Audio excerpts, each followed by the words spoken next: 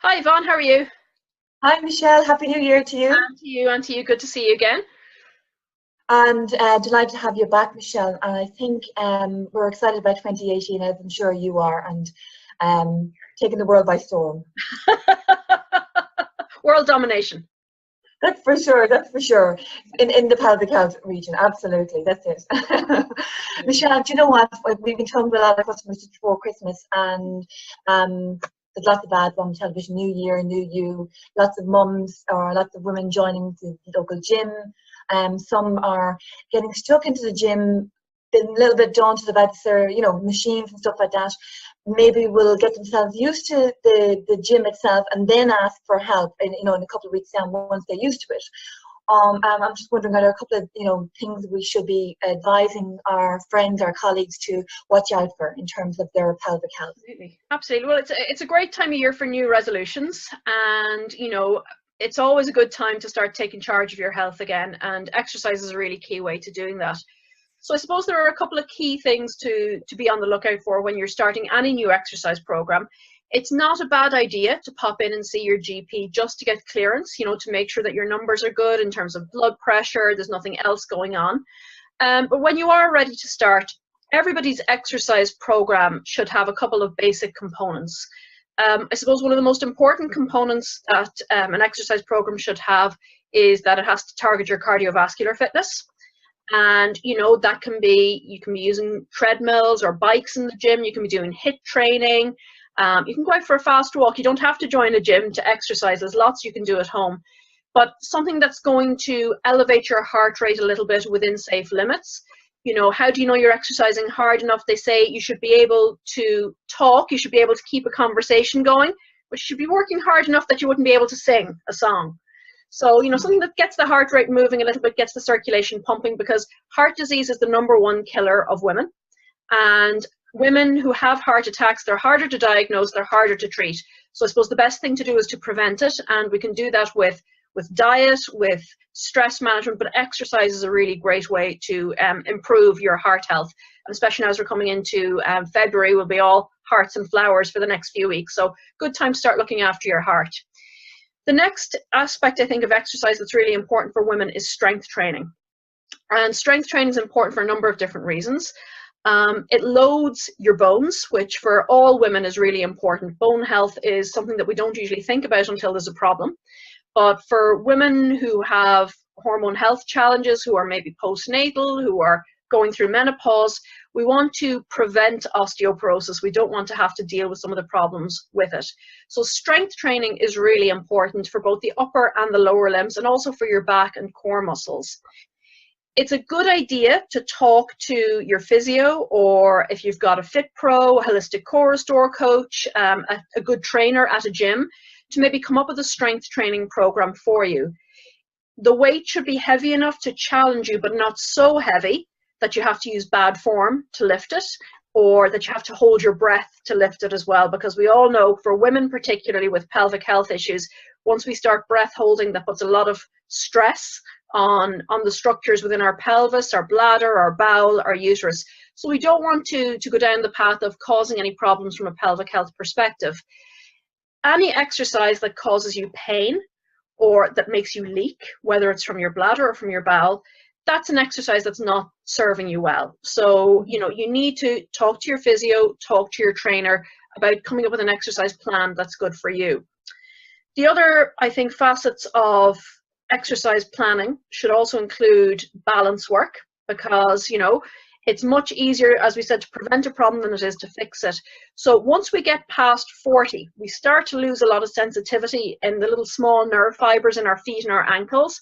So making sure there's a little bit of balance work going on in there. So yoga can be a great way to incorporate a lot of the strength and balance and some of the flexibility that's also so important as well, because it's like anything else. If you're going to have a fall, have you got enough flexibility so that you bounce rather than you break? Know that tight hamstrings can often be a driver for back pain with a lot of women, particularly ladies who maybe wear high heels a lot. Like the calf muscles and the feet and the ankles can be a little bit tight as well. So I think the answer is that there's not one exercise that's going to touch all those bases, but it's good to do a few different things when you are exercising, because honestly, the most important thing I think about exercise is that you have to enjoy it. Otherwise, you won't keep at it. You know, you can start off a new exercise regime as, you know, I've got to lose half a stone, or I've got to fit into this dress for the wedding in the summer. But if you're using your exercise as punishment rather than as a method of self-care, you're not going to stick with it. So it's worth experimenting with a couple of different classes. You know, there's lots of different classes online now on YouTube you can try out for yourself. You know, you can go into places like Lidl and Aldi at the moment, have weights and resistance bands on sale. There's lots of different ways to find out what exercise suits you, but enjoyment and consistency, as well as, you know, tackling the cardiovascular and fitness and balance and strength training that we've talked about. But no pain when you're exercising and no leaking. Those are really, really important issues. So just to make sure, you know, if you didn't know how to speak French, you wouldn't, you know, automatically just go to France and expect to know what everybody was saying. You'd go to some French classes, you'd get a French teacher. So if you're new to exercise, go to a gym that has some trainers, talk to your physio first, particularly if you're having any pelvic health issues like leaking when you're coughing or sneezing, or any sense of heaviness or dragging or a bulge, you know, in the pelvis, or any pain, because physios and fit pros can really work together to have a good exercise program that's going to fit your needs, and one that you can stick to throughout the year, not just for January. And Michelle, it's key, isn't it? Even down to lower back pain. There's signs of a weakness there, and what the body's going to do is overcompensate for that, and it's going to be over-bracing and just exacerbate the situation a little bit further.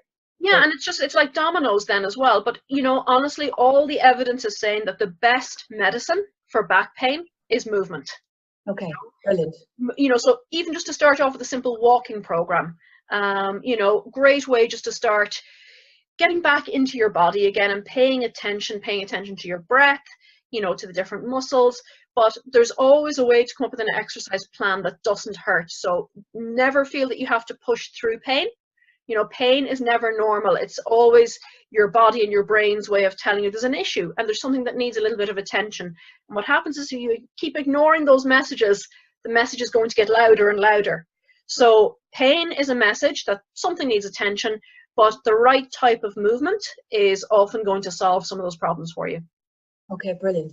Michelle, just finally there, if you were, you know, new to the gym, you were heading in, you've seen kettlebells in front of you, or you've joined a kettlebell class, or there's a bit of strength and conditioning and or circuit training, and again, I know, I mean, and there's lots of talk about planks, lots of talk about sit-ups. Any alarm bells there for you that might, you know, give some of our colleagues some advice there? Yeah, so I would never tell anybody not to exercise. So if you love kettlebells, or if you love doing sit-ups or planks, you know, great, as long as you have good technique. You know, I do believe that there's really probably not much in terms of bad exercise out there, but what I see a lot of problems with are people who maybe don't have great techniques.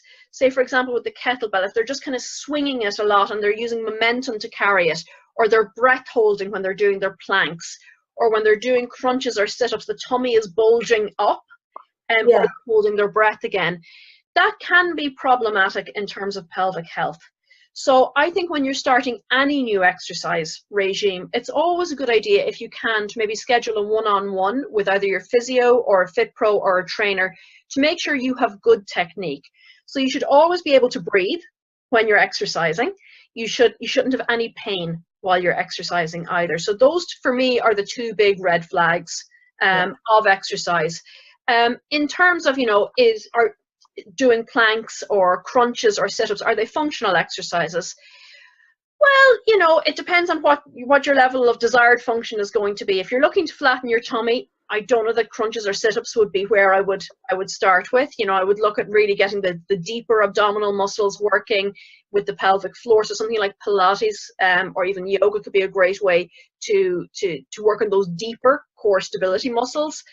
So I would say it's a matter of finding what suits you. But if you haven't, you know, it's always worth getting some instruction, because that's what the fit pros and trainers at the gym are there for. If you want to go one-on-one to a physio who specializes maybe in sports medicine or in women's health, who'll be able to just come up with a plan that suits you. You know, Yeah. lots of physios work out of gyms as well, and they can go with you around the machines and say, well, don't do that, do this, you know, maybe don't try that weight, try this weight, maybe use some of the resistance bands instead of the kettlebell to get a little bit of a foundation of strength first before you start layering on top of it. So it's like, you know yourself, if you go into a shop and you buy a pair of trousers with an elasticated waist, they'll fit everybody. They won't look good on anybody, but they'll fit everybody. What we're really looking for now, I think, in healthcare and in exercise prescription is that very tailored approach, because what suits you might not suit me and vice versa as well. So it's all about getting back into your own body again and tailoring a program that's going to suit your needs, one that you're going to enjoy and that you're going to be able to stick with, that's going to be good for you and not cause you any problems. And the key, Michelle, I suppose, would be that not to go up to the fitbo, to go up to the physio, to go up to your doctor, just to say, I've had 3 kids, when I run I have this issue, I have a lower back pain, I have knee, and be frank about, at the end of the day, the more honest you are about what's happening to you, the more tailored that particular package can be. Absolutely. And that's where I think, you know, if you have a good relationship with your women's health physio, like, there's nothing we haven't heard before. We're unembarrassable, I promise you.